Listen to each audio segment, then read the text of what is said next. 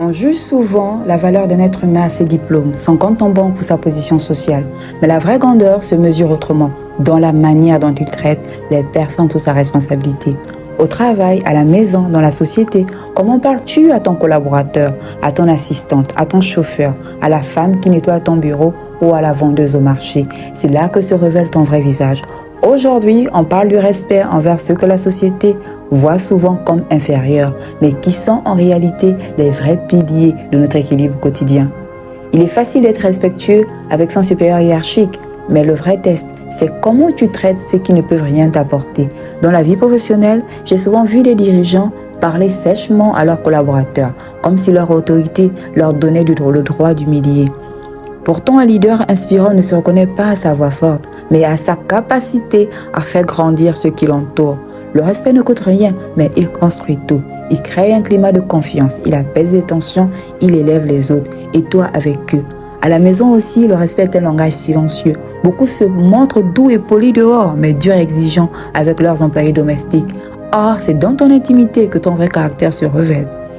Respecter ta nounou, ton aide ménagère, ton jardinier, ce n'est pas un acte de charité, c'est une marque d'éducation et de gratitude.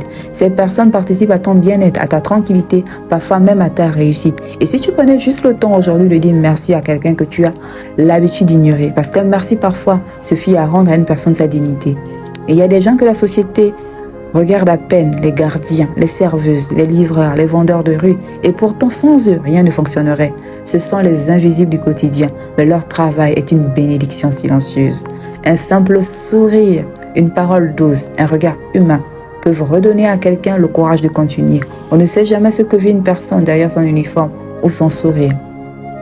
La Bible dit, ce que vous voulez que les hommes fassent pour vous, faites-le de même pour eux. Et cette parole n'a jamais été si vraie qu'aujourd'hui. Le respect, c'est la sagesse de reconnaître que nous sommes tous liés. Celui que tu méprises aujourd'hui peut devenir demain la clé de ton opportunité. Celui que tu aides avec bienveillance peut être l'intercesseur de ta bénédiction.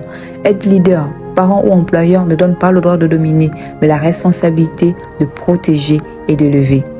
Le respect, ce n'est pas un geste d'orgueil, c'est un acte d'amour. C'est la marque des cœurs forts, pas des faibles. Alors à ton niveau, pose-toi cette question. Comment puis-je mieux traiter ceux qui m'entourent? Pas pour être admiré, mais parce que chaque être humain mérite d'être regardé avec dignité.